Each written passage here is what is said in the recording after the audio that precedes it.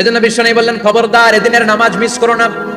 মান তারাকা সালাসা জুমাইন তাহাউনান, গাফলতি করে টানা 3টা জুমা যে ব্যক্তি মিস করলো, তাবা আল্লাহু ফি কলবিহি, রব্বুল আলামিন ওই লোকটার অন্তরের মধ্যে মোহর মেরে দেয়।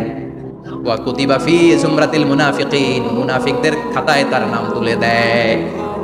3টা জুমা যদি কেউ মিস করে, 2টা পানিশমেন্ট। এক হচ্ছে তবা আল্লাহু ফি কলবি, আল্লাহ অন্তরে মোহর মেরে দেয়। ভালো কথা ভালো লাগে না, নামাজ ভাল লাগে না, আজান ভাল লাগে না, ইসলাম ভাল লাগে না, শুধু মৌজ মাস্তি ভাল লাগে, গান বাজনা ভাল লাগে, এরকম আছে না নাই? জুমার নামাজে যায় না। আরেকটা হলো কুতিবা মিনাল মুনাফিকিন, মুনাফিকদের খাতায় নাম তুলে দেয়। আল্লাহ হেফাজত করো। আরো জোরে পড়েন আমিন। জুমার দিন আগে আগে মসজিদে আসবেন ইনশাআল্লাহ। সবাই রাজি? আসেন, আল্লাহ জুমার ব্যাপারে কি ওয়াজ আমাদেরকে করলেন আমরা শুনি। শুনতে রাজি?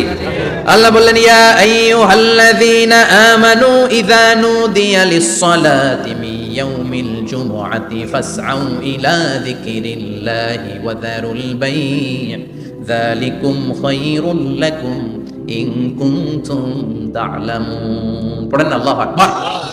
আল্লাহ বললেন, ও আমার মুমিন বান্দারা শোনো শোনো। আপনাদেরকে অ্যাড্রেস করে আল্লাহ বলছেন, ও আমার মুমিন বান্দারা শোনো, ইযা নুদিয়া লিস-সালাতি মিন ইয়াউমিল জুমআ, জুমার নামাজের আযান যখন দেয়া হয়, ফাসআউ ইলা যিকরিল্লাহ, আল্লাহর স্মরণে তোমরা ধাবিত হও। ওয়া যারুল বাই', কেনা বেচা বন্ধ করে দাও। যালিকুম খায়রুল লাকুম ইন কুনতুম তা'লামুন, এটাই তোমাদের জন্য কল্যাণ যদি তোমরা বুঝতে পারো। জুমার নামাজের আযান যখন হয়, ফাসআউ ইলা যিকরিল্লাহ, আল্লাহর স্মরণে তোমরা বের হয়ে যাও। আল্লাহু আকবার। ফাসআউ ইলা যিকরিল্লাহ ইযা নুদিয়া লিস-সালামি ইয়াউমিল জুমআ, জুমার নামাজের আযান যখন দেয়া হয় বের হয়ে যাও, তখন কোনো কাজ রাখা যাবে না।